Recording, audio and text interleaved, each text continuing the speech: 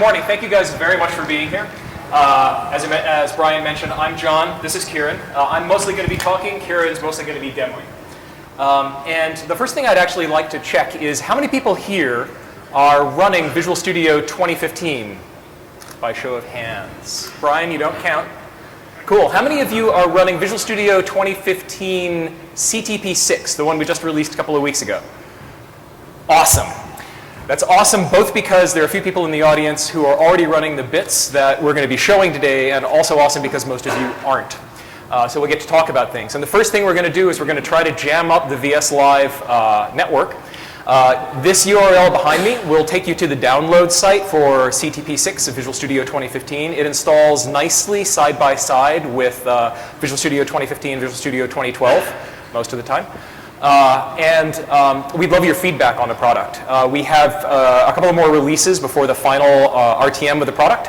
So absolutely go up, download the bits, install the bits, play with the bits, let us know what you think about the bits. You can give us feedback through the in-product Send a Smile. You can give us feedback through Connect, through our forums, just by posting a comment on the blog. We try to be very responsive to the feedback we're getting on the product because we really do want to make it better. So that's kind of the tee up. So get your laptops, start installing Visual Studio 2015 CTP6. It's only about 8 gigabytes. It's kind of large. We are working on that. Just like me in middle age, it has a bit of a weight problem. We'll get through to that. But today we're really going to focus on Visual Studio 2015 and the work we're doing that we started announcing last fall at Connect, which was an event we held in November when we announced the preview, and some of the things that have happened since then. But as Brian mentioned, you kind of have to start the conversation about Visual Studio 2015 by thinking about where Microsoft is. I think for a very long time, if you had asked anybody at Microsoft, what's Microsoft all about, we would have said Windows, or maybe Windows and Office. And one of the big shifts that's occurred over the past several years, and I think nowhere is it more evident than with Satya coming in as our new CEO, is that we are shifting the way we think about our business and what needs to happen. And it's a response to what customers like you guys are doing, and also a response to just the changes we're seeing in how software development is done. We now talk about Microsoft as being a mobile-first and cloud-first company. How can you have two things going first? I think the point is mainly it's less about on-prem, although on-prem software is still a huge part of our business, and actually we'll be talking a bunch today about some of the advances we're making for WPF and ASP.NET kind of for on-prem situations. But we really now think a lot more about all sorts of connected devices, not just Windows devices, but Android devices and iOS devices and devices running Linux that support the Internet of Things.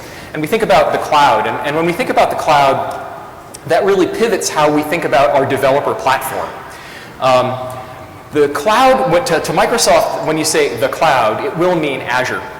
And Azure it's an incredibly robust cloud. It has everything from the ability to host virtual machines that run any arbitrary bit of software, whether it's Linux or Windows Server, all the way through to a set of very high-level services like the Internet of Things services that Satya announced earlier this week that I'll talk about a little bit more later on in the deck.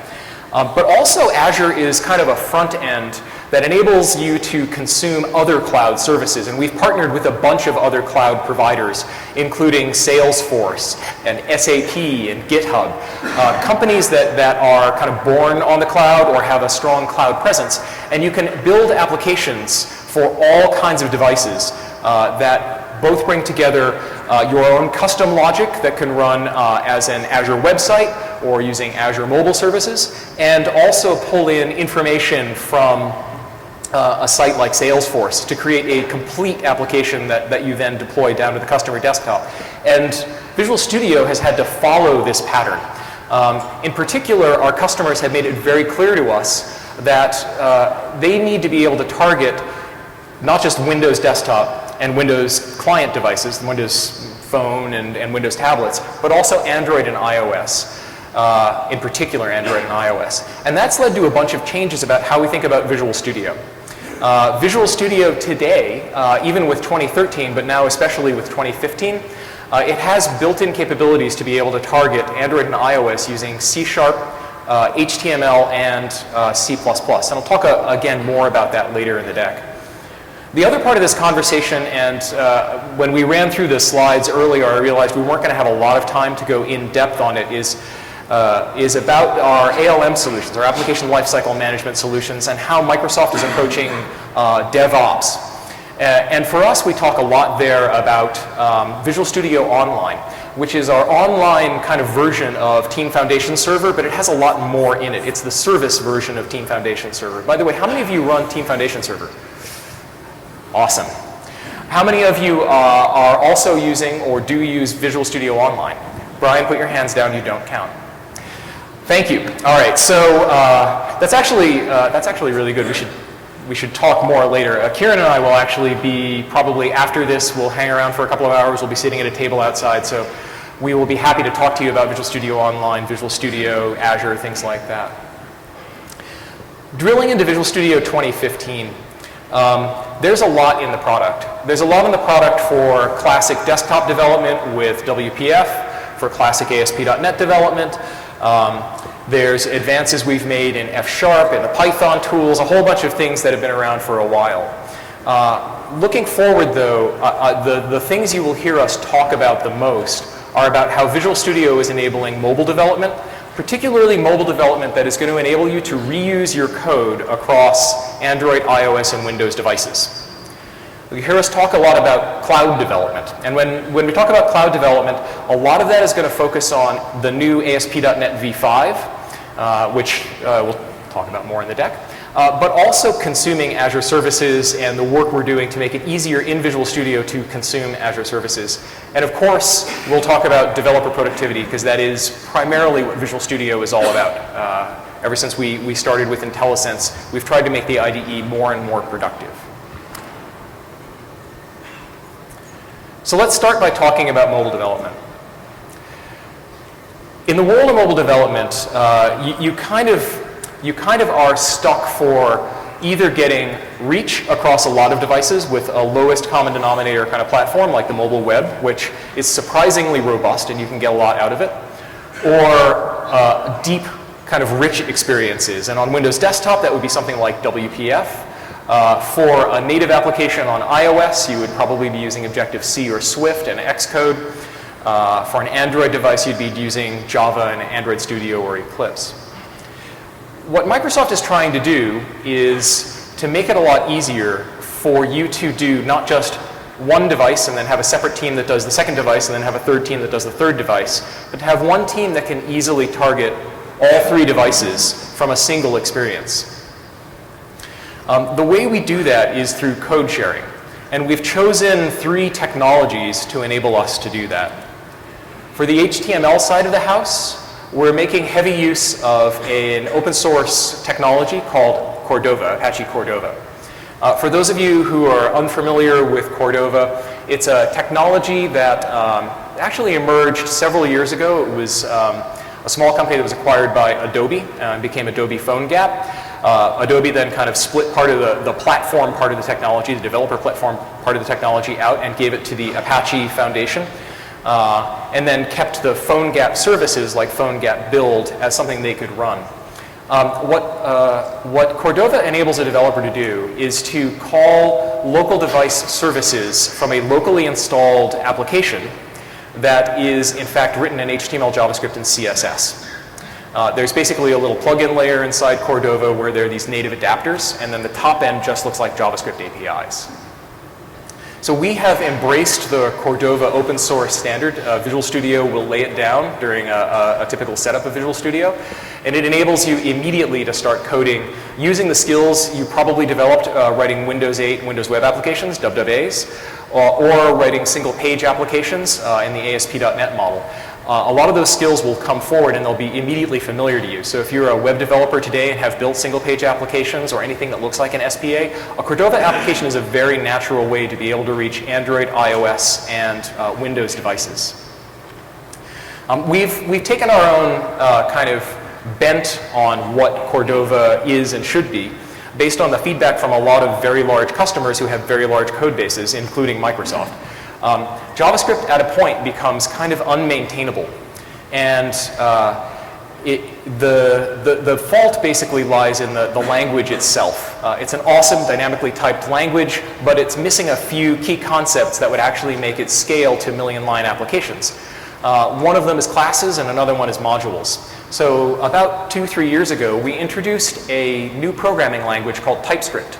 TypeScript is basically a language that compiles to JavaScript. And it adds to JavaScript, it's a perfect superset of JavaScript, and it adds to JavaScript classes and modules and optional static types. So basically it enables tooling to be much more powerful, because with static types, suddenly you get better IntelliSense. And it enables you to have much more robust code, because things are better factored. So in Visual Studio, you can either build a bog standard Cordova application using HTML, JavaScript, and CSS, or build one using TypeScript. The nice thing about TypeScript and JavaScript, they work side by side. You can have an application that has some of each. As I said, TypeScript just compiles down to JavaScript.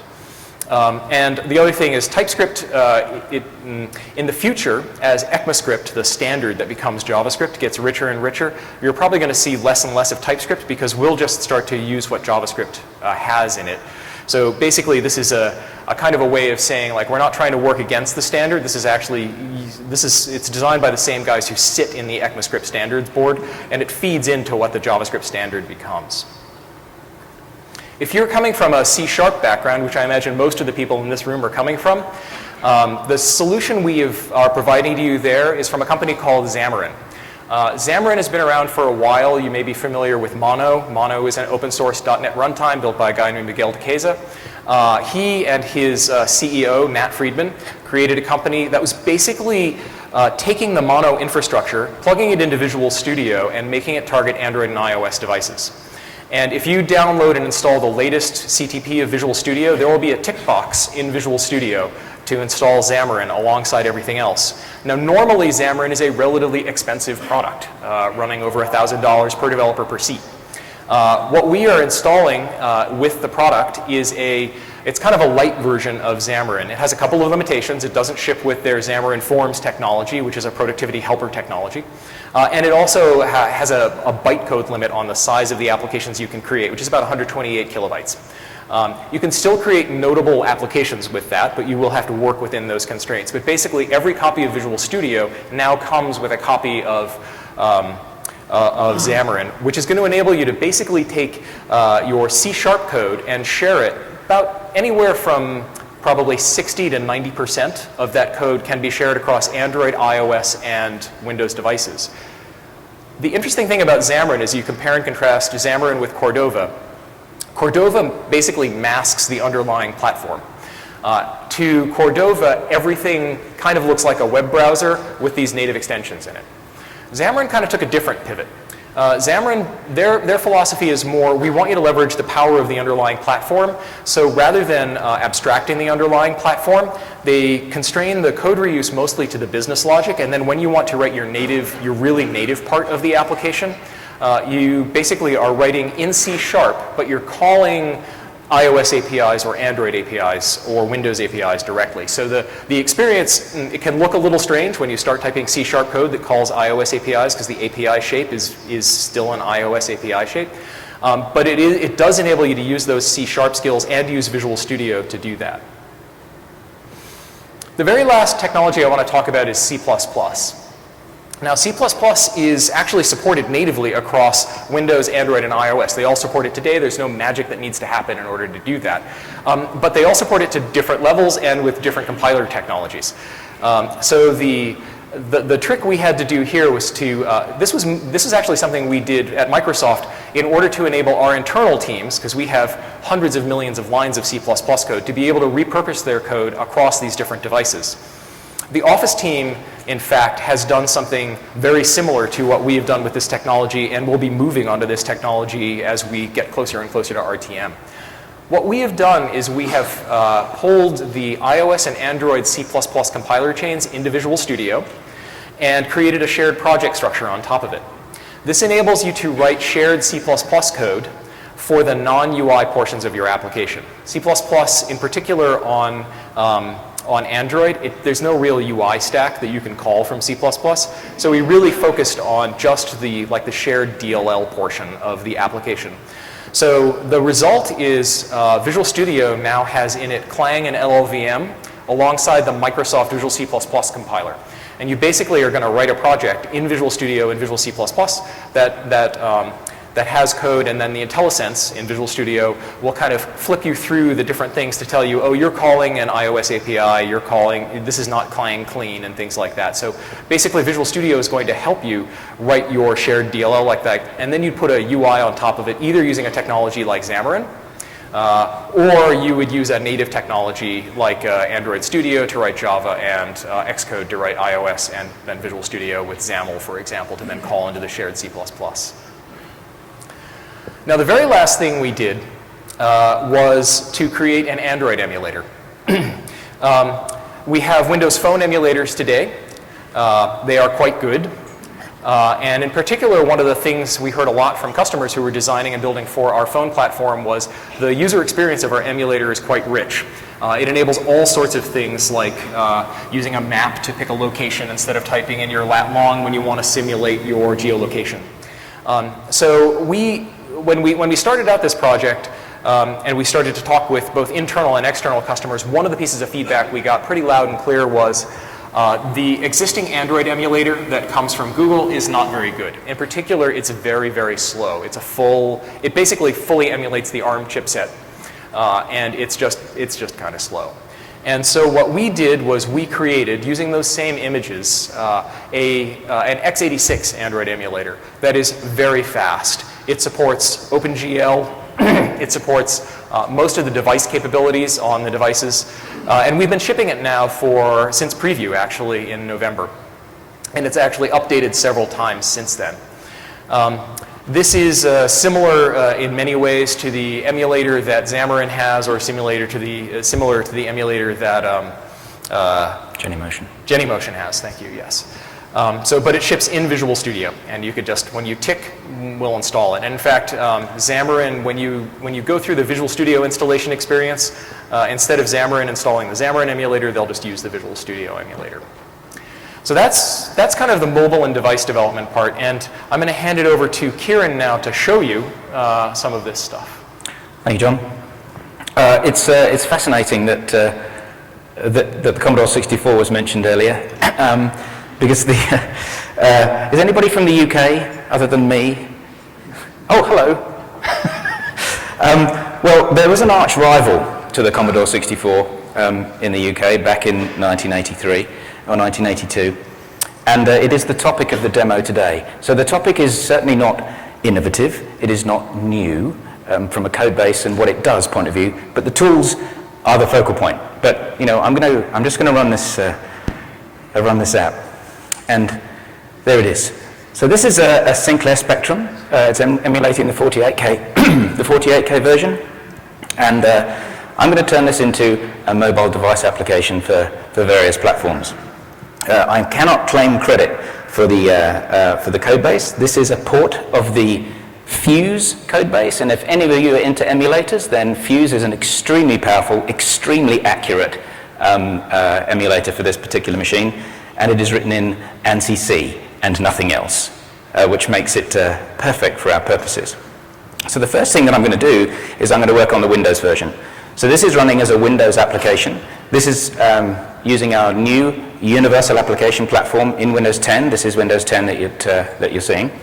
And it is running in a window, even though it's a modern app, which is good. Windows 10 will run all of your modern apps in a window. And the thing about the Universal App Platform is it has to span a significant number of device types and classes.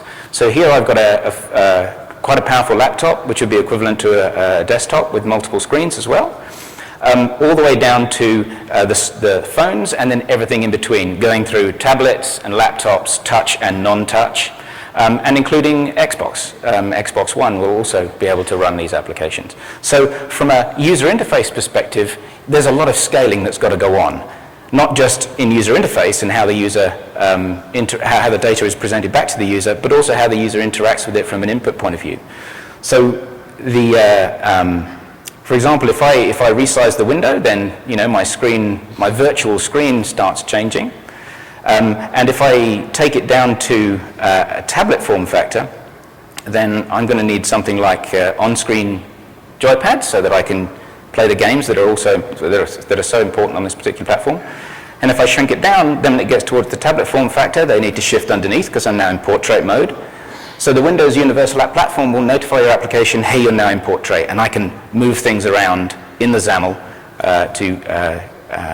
to where they need to be from a thumb's perspective. Also on a tablet, I have no keyboard, so I need a virtual keyboard, so I can have a virtual keyboard that still needs to work even though I'm in desktop mode, and all the space needs to negotiate. So what we've done is we've added to the XAML that's for the modern applications in Windows, we've added all the capabilities that you were going to need to deal with the fact that this app has to scale across multiple devices and form factors. So let me just turn off the, I didn't want to do that. Let me turn off the on-screen keyboard, and I will just load a game. So this is the game selector. It's just a front end. So this is new code. This is not part of Fuse. I wrote this, where I can select any one of my favorite games from a particular publisher, and when I load it, then lo and behold, I can actually start playing, which I'm really not going to do too much of, except what I will do is you'll notice that from an input point of view, the Universal App Platform also responds to the Xbox controller. So I'm navigating around and I could play, but I'm not going to the Xbox controller. But I'm not going to go too much further, but notice I have horizontal scrolling view on this, which is not going to be right for the phone. The phone has a much more vertical orientation. So if I have a look at the same app running on the phone, this is exactly the same package, exactly the same binaries, doing exactly the same thing. If I then bring up the game selector on here, it's the vertical orientation, and the scrolling happens vertically, and I can go ahead and play the games. Okay, so let's have a look at the code. This is the solution, and in the solution, if anybody, how many of you have looked at the Windows Phone and Windows 8.1 tools that we have in Visual Studio 2013? Anybody written an app with those? The universal apps, as we call them in there, where you can have two projects that share the main body of the code. So this new technology allows us to have just a single code base with a single application that generates a single package that will install on any of these platforms. So in the Solution Explorer on the right-hand side, I can see I just have one project. And what I've got open in the XAML Designer is the disk selector. And from the set of screen resolutions that I can select, I can say, okay, well, this is what it's going to look like on a desktop, and what's it going to look like on a phone. The orientation changes, and I can make changes to my XAML. So we've got two ways in which my XAML can be adjusted. In the interest of time, I'm not going to go into detail on them today, but I can change the visual states of the XAML based on things like screen width, screen height, whether I'm in portrait or landscape. And if I have a completely different experience, like say for the Xbox versus a phone, then I can have a separate XAML that shares a code behind. So I can have platform-specific adjustments within the XAML, or if it's completely different user experience, I can have a completely different XAML but share effectively the controller code that's in the code behind. Okay. So that's the C# XAML part. John mentioned C code. The core of this emulator is written in C. And if I scroll down to the bottom, I'll see I have another project called Emulator Core. And inside the Windows-specific Emulator Core, I just have those things that are specific to Windows. And in here, you'll see things like playing audio, talking to the Xbox controller, various things like that. But the vast majority of the code is in a shared project, and there's a lot of it. It's a cycle-accurate Z80 along with all the other processors that go with it. But also in this solution, because I want to support multiple devices, is I have an Android version, and it's using Xamarin. So if I change that to the Android version, and I run that, then this is the same emulator, but running in our Android, and just to show that it's not the Windows Phone version, there's the Windows Phone version next door to it. So it's the Android emulator running the same code, the same native code, but a different managed code. And the Android core is just here. And if I have a look in here, all I've got is the J and I, obviously because Android's a Java-based platform, the Java native entry points that the Xamarin Code will then call into to invoke the emulator. Okay, what about debugging? Debugging is very important, especially when you're porting code. So the great thing here is that because I've got my shared code that's building in two different tool chains, while I'm developing, if I happen to make a mistake while I'm typing, then that's not happy from either from the Clang tool chain with the Android SDK or from the Windows tool chain with the Windows SDK, IntelliSense will tell me, the build system will tell me. And also from a navigation perspective, if I just look at ftell, which is obviously a C runtime function for telling you where you are within a particular file, I can go to definition on that, and if I scroll all the way to the top, this is the Android SDK implementation of the header file for the C runtime. And if I do the same thing, I use the keyboard shortcut this time, switch this to Windows, so now Visual Studio is in the context of Windows rather than Android from that perspective. I'll do exactly the same thing again, and this time it's gone to the Microsoft header.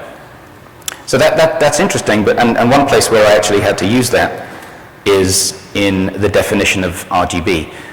The emulator paints pixels, and each pixel needs to be in a particular color, and when it's rendering that to a bitmap, it turns out that Android and Windows put their RGBs in different orders in the 32-bit byte. So here you can see I've got two definitions of my macro, and as I switch between them, you can see that Visual Studio's IntelliSense context is switching backwards and forwards. So I'm always there in my tools. Just one last thing before we move on. I'll set a breakpoint, and I will debug. And this is where the demo gods need to smile upon me. And there we go. So I'm stopped at the breakpoint, and if I bring up the call stack, which you can't really see, but there's a whole bunch of stuff on the call stack, and if I go up to where I can find a file name, there, let me zoom in on the file name. Storage emulated 0 Android data. So we're actually debugging the Android native code. And we work very closely with our friends at Xamarin to make sure that you can debug both the managed code and the native code at the same time in a dual mode project like this. John. Thank you. All right.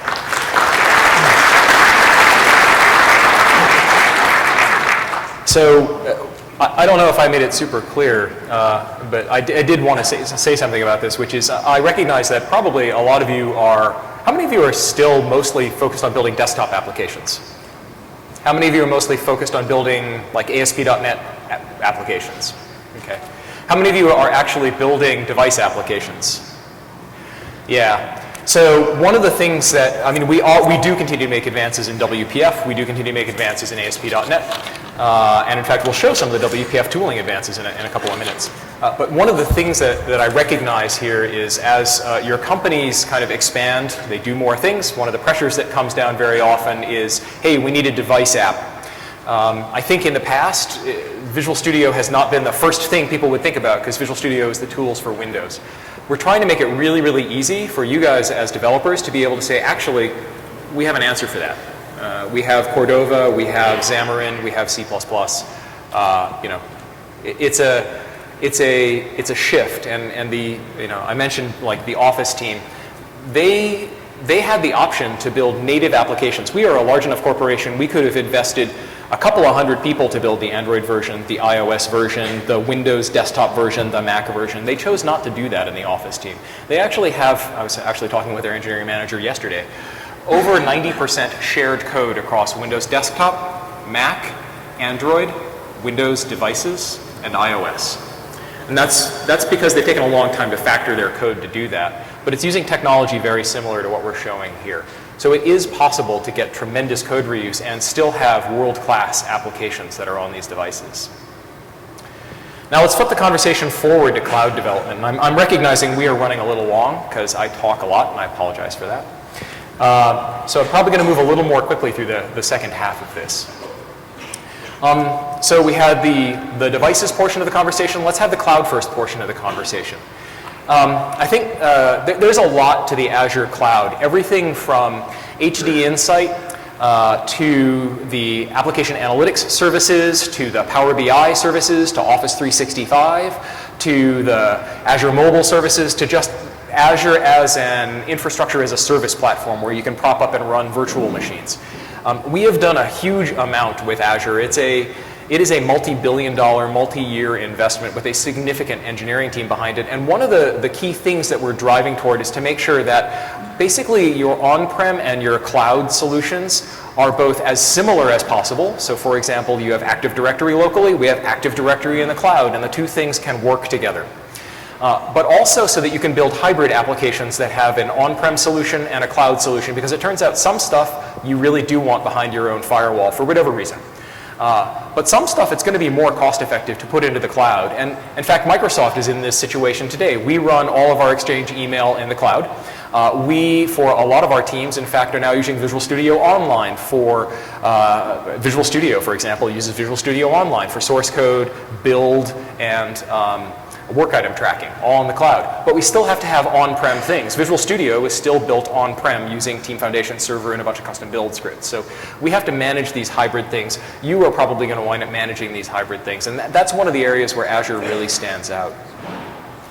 I do want to mention one other thing that was an announcement that happened relatively recently. I think just earlier this week, Satya began to talk a lot more about Internet of Things, which is it's one of those terms that leaves me feeling kind of a little strange, because it's kind of like the next generation of embedded device development is how I look at it from an engineering perspective, but it is kind of more than that. It's about light bulbs and phones and the bands on your wrist and so on, being able to talk to each other. And these devices, this Internet of Things, it needs a place to synchronize data, to manage devices and things like that. And Microsoft is investing very heavily in this area. The thing we announced earlier this week was the Azure IoT, Azure Internet of Things.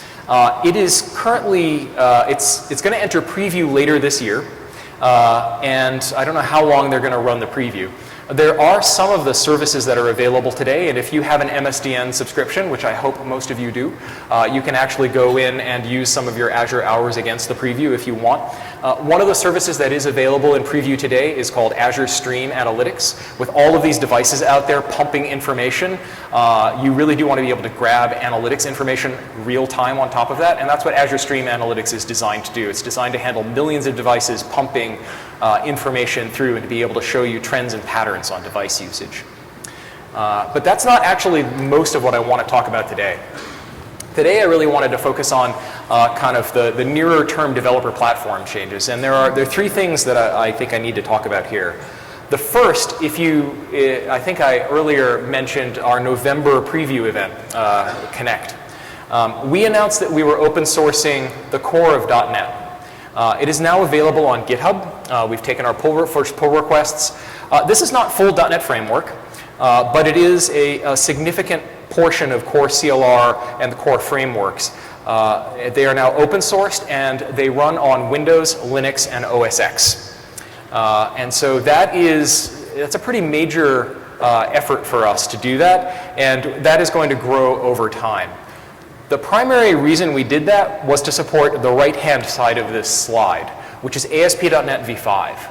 ASP.NET v5 is not just the next version of ASP.NET, it also runs on Linux and Mac OS. It's built on top of the .NET Core. It also runs on top of full .NET Framework for compatibility. So basically, if you just want to bring portions of your application forward, you run on Windows, it will basically behave like an updated version of ASP.NET. But ASP.NET 5 does some notable things. The first thing is it doesn't require system.web.dll. It is much more modular and much leaner. And the result, it basically takes it uses NuGet in order to factor packages to make them much smaller, and you can now opt into the packages that you need to use just for your application. Not only that, ASP.NET v5 runs, the applications can run side by side with themselves, isolated from each other. So you no longer, like when you do like a framework refresh on the box, you have an isolated stack. You no longer have to update the framework on the box if you want to update your application. And the applications can run side by side on the same box, isolated from each other, running different core CLRs, different ASP.NET v5 stacks. That's a pretty notable thing in terms of being able to deploy and manage multiple applications running on the same box or the same VM.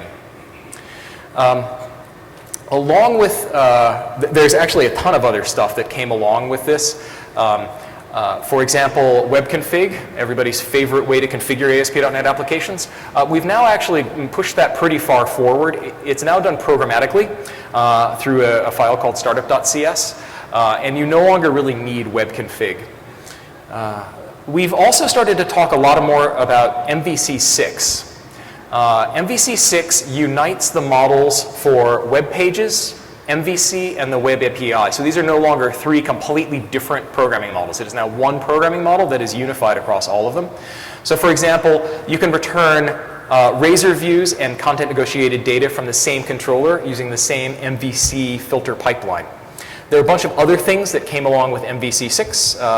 There are these things called tag helpers that are designed to make it much easier to kind of use HTML in your views and actually inform things kind of going down elsewhere in the pipeline. These changes to both ASP.NET v5 and MVC6 are enabling us to make a bunch of tooling improvements. So one example is you now get dynamic compilation. So in the past, you kind of had to, you F5'd, and that was how you saw the changes in your application. If you've built kind of web client applications and you're used to the fact that you can save files and refresh your browser, we really wanted that for server applications as well. We've now done that with ASP.NET v5. So we dynamically compile as you're typing, and all you need to do is refresh your browser and you can see the changed server application. So that's a pretty notable change as well that will really tighten the developer workflow. The other thing we've done is we've put in much tighter integration with some of the most popular web development tools. There's integration now with Bower, which is a package manager, and Grunt and Gulp, which are task runners. And they basically together kind of make it much, much easier to build ASP.NET applications. And the last part of this is the work we've continued to do to consume cloud services. There's obviously there's the Server Explorer in Visual Studio.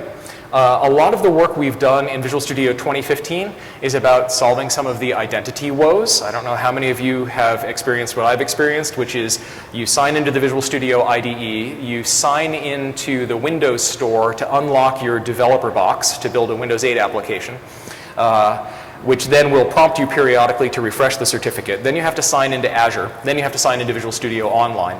We've done a bunch of work to actually make that much smoother, and there's work that's both happened on the identity end of things with Active Directory, Azure Active Directory getting better, and MSA is getting better, and then there's work we've done in the tools. The Server Explorer is now much more aware of the subscriptions you have, so for example, when you sign into the Visual Studio IDE, if you have an MSDN subscription associated with that identity, we'll give you the option of which MSDN do you want to use? What set of VMs do you want to attach to from the Server Explorer? What set of Azure Mobile Services, what HD Insight jobs are you running? So there's a lot more in that Server Explorer that we've kind of invested in. And there's a bunch we've done also to make it a lot easier to consume third-party like REST APIs. I mentioned Salesforce before, SAP, things like that. So there's a bunch of work we've done in the product to make it easier to build these applications that consume things from the cloud. And to show some of that off, again, I will hand over to Kieran. Thank you, John. Well, I'm going to start out in Server Explorer, exactly in the solution that we were in before. We're not going to use, we're not going to put the Spectrum in the cloud. So Server Explorer, as John said, is showing me my signed-in context, and Visual Studio has combined together my MSA identity, which you can see in the top right-hand corner, and my Azure identity, and is signing me straight into the Server Explorer. I'd done that on a different machine, and it just roamed those settings over. So I can navigate in here the things that I would normally look at from an Azure point of view, and Visual Studio is bringing to me the things that are most likely to be used, but there's some things that can only really be done in the Azure portal, and we make it pretty straightforward just to leap straight out to the Azure portal. So I'm going to do that now, because one of the things that I tend to do a lot of myself is when I'm working with builds of Visual Studio, whether I'm working with builds of Linux or various other operating systems configurations. I make a lot of use of the virtual machines facility in Azure. And since Microsoft is very generous and gives me an MSDN subscription as part of my employment, I can use that to do my very best work and make sure that I'm using the virtual machines to the best of my ability. So this is the Azure portal. If I go to the Virtual Machines tab, I've just got two running here. I've got one called Kieran VS and one called Ubuntu. We'll look at the Ubuntu one a little bit later. But the Kieran VS one I created by using just the create gesture in the portal and from the gallery. And from here I can choose any one of the images that are up there in the cloud, including, and if I jump straight to Visual Studio, I've got things like CTP6 and CTP5. So I can ask Azure, please provision me a virtual machine, install CTP6 on it, and then I'll go to town. It takes a few minutes, so I'm not going to do that now. I already have one. Here it is. It's logged in. I just literally open it up. It automatically is enabled for terminal server, and I just use the remote desktop client and log straight in with the credentials that I give it during creation. And here I am running Visual Studio CTP6. And it just so happens, conveniently, that loaded I have a solution that is an ASP.NET 5 solution. And one of the things that I'm finding very interesting about what we've done with ASP.NET 5 is we're fitting in, the project model fits in with the way that the web community is working now. And so what does that mean? Well, it's all about JSON files. So if you use Node, then you'll have package.json. If you're using Bower, which is a content package manager for acquiring things like jQuery and Angular, then you'll have a JSON file. And ASP.NET also has a JSON file, so we have project.json. And if I load up project.json, you've got things like, here are the NuGet packages that this application depends upon. And I've got commands that I can execute on this web application once it's deployed. And web is the standard one, which basically means, please launch a web server and run this app. We'll have a look at that in a little while. But also we've got web client technologies surfaced up into Visual Studio. And if I expand the dependencies node, which is a new node, you'll see I've got things that are associated with Bower and things that are node packages. And node packages are how Grunt finds its tasks to execute. So I'll just draw your attention to Bootstrap and jQuery. And if I bring up the Bower JSON file, and there are the packages that this is actually using right now. We've enabled IntelliSense onto the repository that backs Bower. So if I wanted to say add Angular, then I could add Angular. And I also get IntelliSense on the version numbers, including with tooltips that remind me what hat means and what tilde means. Hat means major version, tilde means next minor version. So I can go ahead and do that, and then when I save it, Visual Studio will interact with the package manager, and you can see down in the bottom window, we're going out to Bower and grabbing those packages, and Visual Studio has reflected the fact that that operation has now happened. Now, if you're into the command line and you want to do that whole thing from a command line interface, no problem, you can do that, and Visual Studio will just reflect exactly what's on disk. Whereas what we've done here is just kind of made it easy for you to stay in the editor. If you're an editor kind of person, then that's great too. And if I then remove it, Visual Studio will correlate the two pieces of information and tell me that that Angular is now extraneous, because that Bower folder is telling me what's on disk. Because we don't want to do anything destructive. We don't want to go ripping that thing off your disk unnecessarily. And if I wanted to go and get it off the disk, then I can say, okay, open up in File Explorer, and I will delete it. And when I go back to Visual Studio, it'll synchronize, and I'm back to where I was before. So ASP.NET 5 project model fitting in with the way that the modern web works from a client through server. Now, John mentioned the local nature of the new runtime that sits underneath ASP.NET 5. And it has a new name that's been given to it in the oh dear, my connection to, oh, there we go. My connection momentarily disappeared, and that's back. It has a new name, and its name is DNX, which stands for .NET Execution Environment. And you'll see on the command line that DNX is the entry point into all things modern .NET. So from a cross-platform perspective, this is how you would invoke it on Linux, this is how you invoke it on OS X, and this is how you would invoke the locally packaged ASP.NET website. So for example, here I have a very simple web application.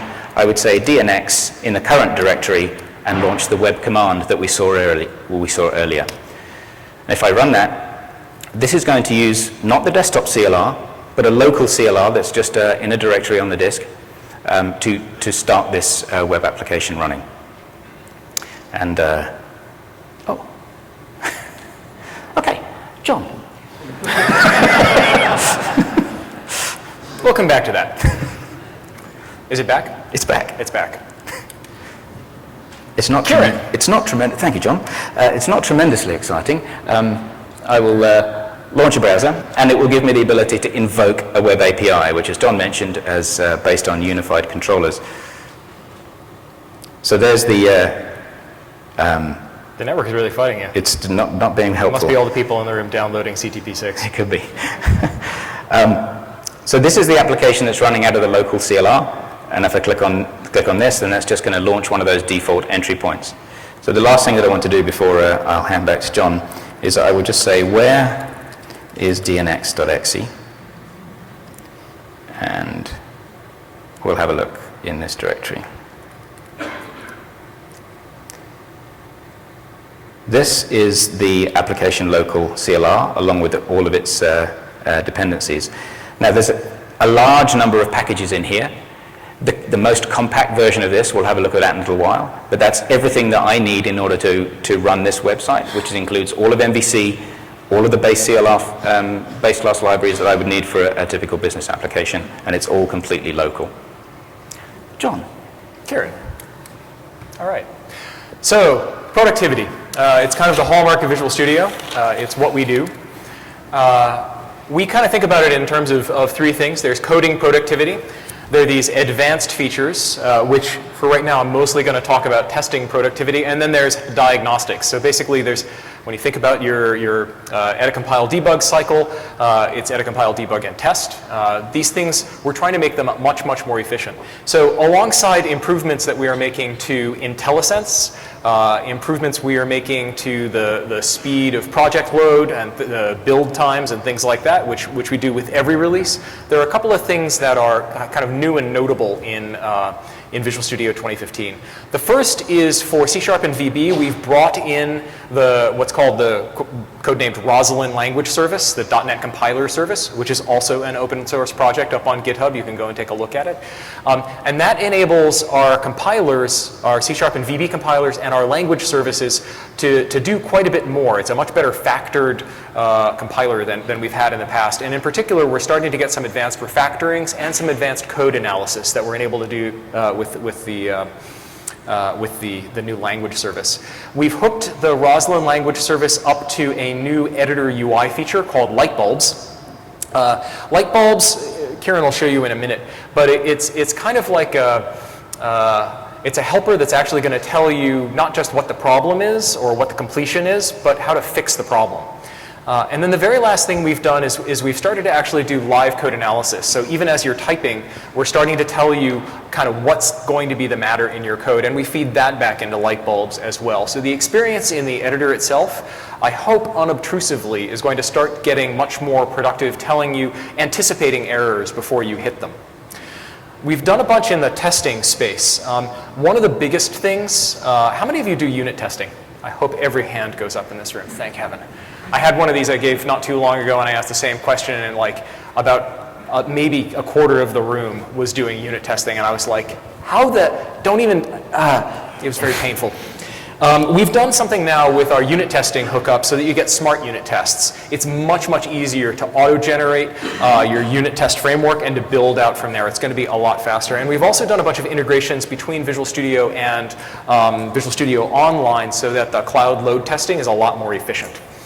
The very last thing to kind of round it out is in the diagnostic space. Diagnostics for us includes debugging, visual diagnostics, and things like that.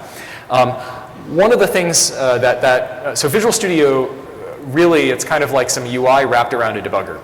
The debugger in Visual Studio is one of the best features of Visual Studio. I love it. Kieran loves it. I think most of you would probably agree. It's rock solid, reliable most of the time, except for CTP5.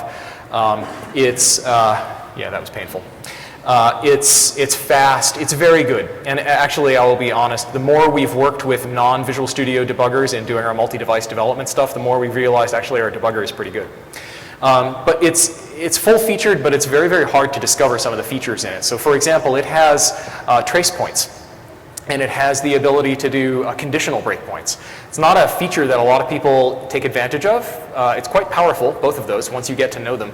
But it's not very discoverable, and it's even if you discover it, it's relatively hard to figure out how to use it. So we've done some work in the user experience to make it much easier to discover those, set them, and configure them. We've also added and improved our XAML UI diagnostics. So I imagine the room has a lot of Blend users, and there are probably a lot of people in the room who also use the XAML designer inside Visual Studio. One thing that's happening in Visual Studio 2015 is we're putting both of those products on the same shell. They're now both the Visual Studio shell. So Blend in Visual Studio 2015 is built on the VS shell. That's kind of cool because it means it uses exactly the same project system that Visual Studio uses, not the Blend project system, which means round-tripping between the two things now, much, much easier.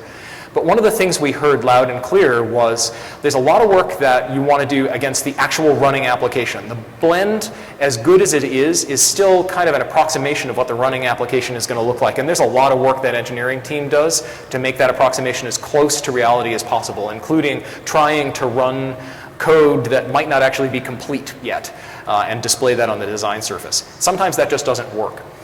So we've built a set of XAML UI diagnostic tools. If you're familiar with the F12 tools in IE or Chrome, where you do browser development and you can select elements and you can see the node hierarchy displayed and you can modify things dynamically in the running application, that's what we've done for XAML. It's now shipping with every copy of Visual Studio from Express up. The very last thing that I wanted to talk about a little bit here, and I don't know if Kieran's actually going to be able to demo it, but it's a very useful feature and it's actually helped a lot of people, is we're now starting to be able to, the performance of the boxes that we run on is so good that we can actually run our profiling tools as the application is being F5'd. So as you're debugging, we can actually run profiling, which enables us to put tooltips in the editor that will tell you how long certain things are going to take. It's an upper bound is what we give you. It will take no more than this amount. But it will start to point to performance problems before they manifest in the running application. It'll tell you, wow, this class, that's taken a really, really long time to run. Or even this function or this area of the code. We can get quite granular with it. One interesting thing is on higher, more recent operating system updates, in particular on Threshold, Windows 10, we've actually been able to do further work in cooperation with the Windows team to take debugger overhead out of that. So those perf tips are now quite accurate. It actually is the amount of time that function is going to take to execute. So again, I will hand over to Kieran to show some of this. Thank you, John. It turns out that I have a bit of a habit with these emulators and with the real machines in their own right. And I've ported and created quite a suite of these things to work on various devices. Entirely in my own time, haven't done it at work, I promise. So what I wanted was, because I have devices like the Dell Venue 8 Pro, which is a great little 8-inch tablet, I wanted to be able to install those applications on that device as I update them and build them for myself. So I wrote a little application that just helps me deployment. And it's written in WPF, and this is it. And it just goes out to a very simple service that's running at my house, which will show me all of the things that I can install. So what I'm going to do is I'm going to have a look at the layout of this application while it's running. So if I just snap it over here and then snap Visual Studio over there, I've got two windows. Let me unpin the diagnostic tools and bring up the live property explorer. I've got two windows that are a live view onto the running application. So what I can do is I can, just as one does in the browser tools, I can now I can inspect the live running WPF application. So if I click this, then I get adorners that I can hover over on my running application. I can click, and now my running live visual tree will synchronize to what's going on in the application itself. And the property browser is showing me all of the properties that I can edit on that. So if I go to, let's mess with the height of this particular item. So it's right now it's 110. Let's see what it would look like if I make it 200. Okay, so that looks pretty terrible, so I'm going to go back to 110. Turns out that was right the first time. Okay, the other thing that we do, I'll just hide the application that's running behind, is this live visual tree is synchronized to the XAML. So you'll see that right now it's focusing on the content presenter, which is part of a style. So the buttons, all of those tiles that were running in that application were actually styled buttons, and I'm looking at the content presenter of the custom style within that button. If I move out to the uniform grid, for example, and the glyph, the little page glyph, that I don't know whether you can see it at the back, but there's a little tiny page glyph that indicates to me that I can actually navigate to this place. I click on that, then I'm in the items control for this particular item.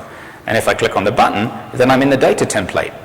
So this allows me to navigate up and down the XAML hierarchy, including jumping to styles wherever they may be,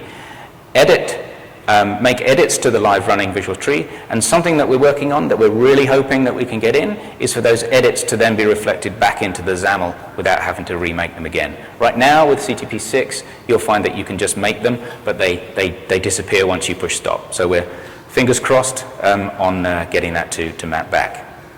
So one of the things that John mentioned was the breakpoints and modern breakpoints. If I just go into the call that says, okay, go out to the service that's running on the back end and get me all the available applications that I have to install, if I had a breakpoint on this, we have some new UI that pops up right on the top of the breakpoint. Historically, there's been a context menu that you dive in through a number of dialogues to set the options that you like. If I click this, it pops up right in the editor, and I can say, okay, well, I want to make this a conditional breakpoint, and I get some nice help. Or I can take actions. So for example, I can say log to the output window the call stack, but keep running. Don't break, just log the call stack to the output window and keep going. These things were possible before. They were certainly not easy to find. I had one of those moments when I was playing with this feature for the first time of, wow, that's really cool. And it was the call stack feature that allowed me to do that. I was actually sitting in the office while he was working on this, and suddenly from across the room I heard, wow. That's really excited for me. That's about as excited as he gets. Okay, let's run the application and do some steps. Okay, let's make some space. So if I step in really, really tiny font, you can see here that Visual Studio judged that this took about less than 3 milliseconds to run. Now this number is going to be obviously machine dependent. And we've done work in Windows 10 to try and clean up this number to try and make it as accurate as possible, but there's inevitably going to be a bit of art in it. So you're going to have to see what is the kind of step rate for trivial kind of expressions. And if I step, 3 or 4 milliseconds seems to be about it. If I scroll down to something that's particularly long, like go out to the web server and go and get some data, hopefully we'll see something much more impactful than the 3 milliseconds, unless the web has suddenly decided to go really fast. Okay, now it's over here. There it is, so 221 milliseconds. So that was notably different.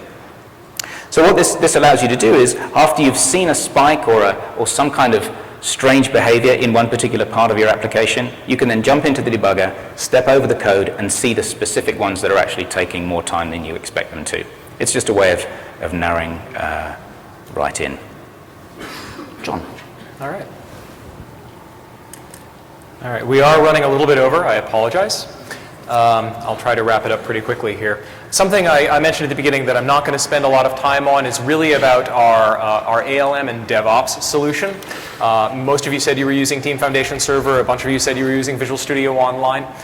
We continue to make advancements there to both improve the general application lifecycle management solution that Microsoft has. Earlier this year, we announced our Application Insights service so that running applications can start to log information about crashes and performance, and you can monitor that and do the interesting things with it. We also announced our release management product. And what we're trying to do basically is to tighten up that solution that takes you all the way from writing your code, which is what we do in Visual Studio, to the continuous integration, continuous build, continuous delivery, continuous monitoring, and that all together starts to give you the data you need for continuous learning, which is the kind of the hallmark of a tight DevOps cycle. So that basically within moments of pushing an update to an app or to a website, you're able to start to see the telemetry come in, and that there's a much less friction between that time when you say, this is actually the build that is good, to the time when you start to be able to put it in customer hands and get data back.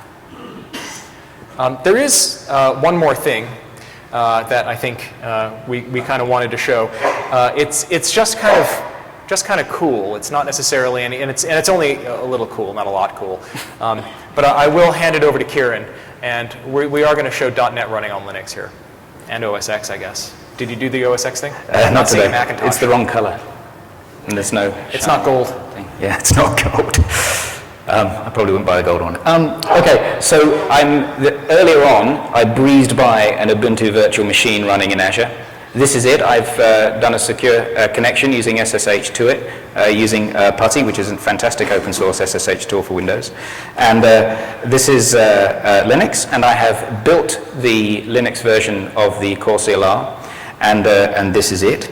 I will go into Core CLR demo and runtime, and this is the entire, so I mentioned earlier what you saw was the extremely complete compact CLR running the ASP.NET 5. This is the extremely compact CLR running on Linux, except the 93 megabyte core DLL. That is because I'm built for debug, and you'll see that I'm built for debug in 1 second.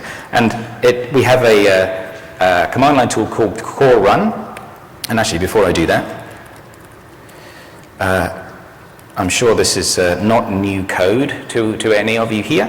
I've compiled that, and I will run it using hello. This is where we have the startup because it's a debug build, and we say hello VS Live. Now, unfortunately, what I wanted to do was an exciting, very visual, entertaining kind of demo, but it's a bit challenging through an SSH window. So this is the best that we could come up with at the time. And hopefully the internet connection will be quick enough. Now this is a thing by Askimation, and it is almost the entire Star Wars movie in ASCII art. And I just wrote a player in C# to run on Linux. So that's the best we could do as far as whizzy and exciting is concerned. John. Thank you. All right, so there is a lot more in Visual Studio 2015 that we didn't have an hour to get to. I hope that the sessions today cover more about what's in Visual Studio 2015. The focus on mobile development, particularly mobile development for iOS, Android, and Windows devices, so it's all three. The focus on cloud development, ASP.NET v5, MVC. The focus on cloud development, ASP.NET v5, MVC 6. The focus on developer productivity in the IDE that we're making in 2015. And then the big thing for you guys is seriously, just go and get CTP 6. Give it a try. Give us the feedback on CTP 6. We will take it however we can get it. We're trying to make the product better so that when it RTMs, it's at great quality. Thank you guys very, very much for your time.